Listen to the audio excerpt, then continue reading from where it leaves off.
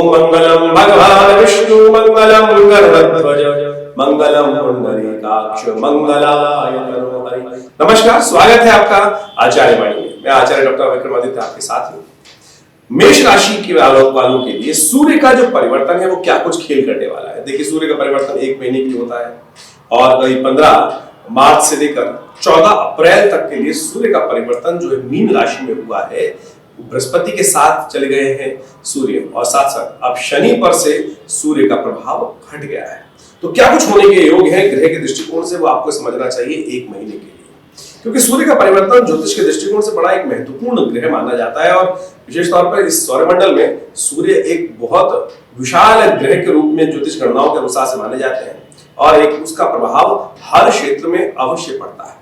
मेष राशि वालों के लिए तो विशेष तौर पर सूर्य का प्रभाव बहुत महत्वपूर्ण रहता है और मुझे ऐसा दिखाई देता है आपकी राशि के अनुसार से देखते हुए कि इस महीने में आपकी महत्वाकांक्षा बहुत अधिक रहेगी। उम्मीद से ज्यादा बाहर की बातें आप उसको प्राप्त करने के लिए अपनी सोच को, विशेष तौर पे आपकी सोच आपको बहुत ज्यादा अपनी सीमाओं से बाहर जाकर काम करने के लिए प्रेरित कर सकती है। लेकिन इस बात का ध्यान रखना चाहिए आपको कि आपको विशेष तौर पर बुद्धिमानी के साथ काम करने की आवश्यकता है।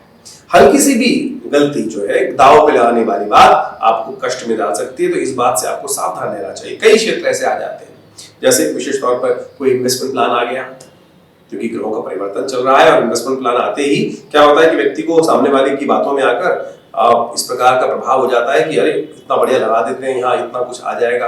यानी जहां भी कोई आपको सब्ज बात दिखाने का प्रयास करे, कोई दांव पे लगाने की बात करे, कोई जुआ खिलाने की बात करे, जुआ मतलब उस तरह से ना समझे, तो किसी तरह में शुभ अच्छी चीज है ही नहीं, किसी प्रकार से जुआ खेलने वाली बात। लेकिन हम व्यवसायिक दृष्टिकोण से भी कई बार जुआ खेल देते हैं, दांव खेल देते हैं। अपने आप को एक बार लगा दिया इस पे कि नहीं, इसको ऐसा करके ऐसा करेंगे और इससे बहुत बड़ी इन्वेस्टमेंट से बहुत बड़ा चीज हमें लाभ प्राप्ति के योग बन जाएंगे, तो वो किसी प्रकार भी आपके लिए शुभ नहीं रहेगा।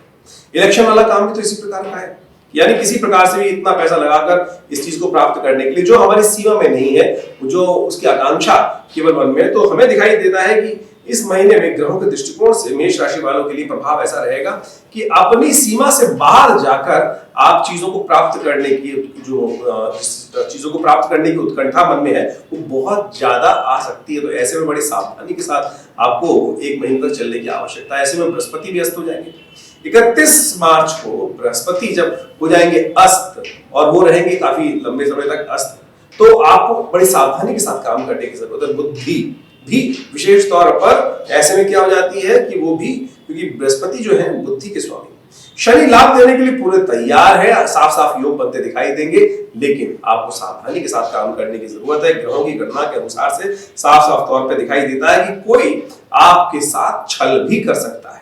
तो यदि स्टेप बाय स्टेप की प्रोग्रेस आपको समझ में आती है तो आप करने का प्रयास कीजिएगा अपनी सीमा से बाहर। देखिए ना कि जितनी चादर हो उतने ही पांव पसारने का प्रयास करना चाहिए, चादर से बाहर जाएंगे तो कहीं फंस सकते हैं। तो इस बात का ध्यान रखते हुए आपको काम करने की जरूरत है। एक उपाय विशेष तौर पर करने का प्रयास कीजिए, आपको बहुत लाभ देगा। इस बात का ध्यान रखते हुए काम करने का प्रयास कीजिए। एक तो विशेष तौर पर केसर का तिलक या हल्दी का तिलक नित्यप्रति अपने माथे पर अवश्य लगाने का प्रयास करें। यह आपके लिए एक रूहानी उपाय की तरह काम करेगा और बहुत बढ़िया आपके जीवन में उन्नति के योग दे सकते हैं। वैसे आप किसी का भी कई प्रकार के टीके लगाते हैं, जैसे हमने जो टीका लगाया हुआ है वो विशेष तौर पर सिंदूर का टीका लगा हुआ है, कुमकुम का टीका लगाते हैं, कई लोग चंदन का टीका लगाते हैं। लेकिन इस वक्त आपकी मेष राशि वालों के लिए ग्रह गणना दिखाती है कि यदि केसर का या हल्दी का टीका आप अपने माथे पे लगाए तो आपके बहुत सारे जुर्माने, बहुत सारे खर्चे, बहुत सारा नुकसान जो है वो आप बचा सकते हैं। देखिए, एक बहुत छोटा सा तरीका है, एक टीका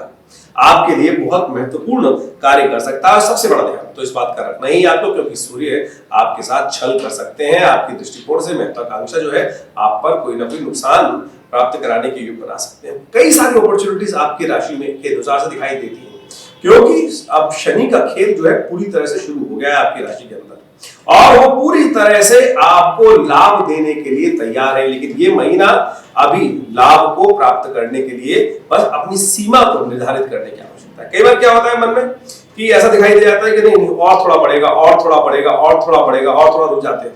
नहीं, जब लाभ आप अपनी सीमा निश्चित करें और उस सीमा के अंतर्गत जब आप आ रहे हैं, उस सीमा से बाहर ना जाने की उत्कंठ जो बाहर न जाने का प्रयास करें तो अच्छा रहेगा, लाभ अवश्य होगा।